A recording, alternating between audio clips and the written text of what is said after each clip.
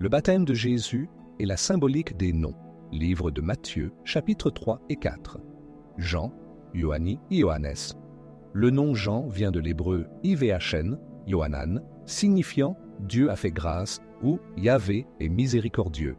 Il incarne la grâce divine, celle qui prépare la voie du Christ en appelant à la purification intérieure. Jourdain, Jordani, Jordanes. Le Jourdain vient de l'hébreu Yarden, Yarden, qui signifie « qui descend ». Ce fleuve est un symbole de passage entre le ciel et la terre, un lieu de purification spirituelle où l'âme est nettoyée avant de recevoir la révélation divine. La ceinture de Jean et les reins. Jean porte une ceinture de cuir autour des reins, Matthieu 3.4.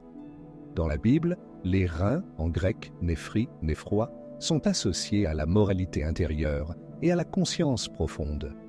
Quand Dieu scrute les reins, cela signifie qu'il sonde les intentions profondes et les désirs cachés du cœur humain. La ceinture aux reins de Jean symbolise donc la discipline spirituelle, l'intégrité intérieure et la préparation pour accomplir la volonté divine. Mont Hermon, Harmon, Harmon. Le mont Hermon signifie montagne consacrée. C'est un lieu élevé où la révélation divine se fait. Le mont symbolise la rencontre entre le ciel et la terre, un lieu d'élévation spirituelle où Jésus se manifeste pleinement.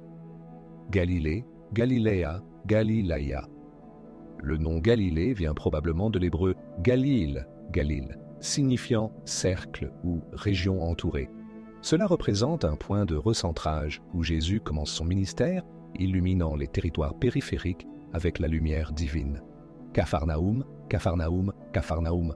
Le terme Capharnaüm vient de l'hébreu Kahashpar Nahim, Kfarnaum, signifiant village de la consolation.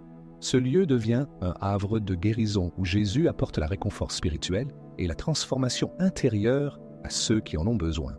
Zabulon, Zavoulon, Zaboulon. Le nom Zabulon vient de l'hébreu Zabvilvien, Zavulon, signifiant habitation ou lieu d'habitation.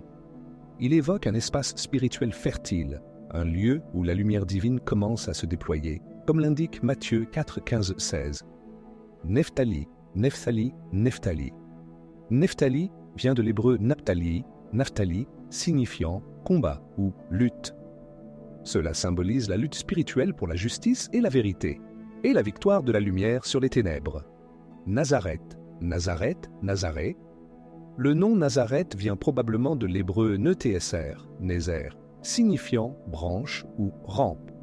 Il évoque un point de départ spirituel modeste, mais essentiel pour l'accomplissement de la mission divine de Jésus. Égypte, Aegyptos, Égyptos.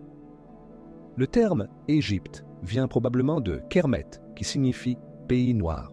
Spirituellement, l'Égypte représente un temps de préparation et de refuge avant la grande mission de Jésus, symbolisant le processus de purification nécessaire pour entrer dans la pleine révélation divine.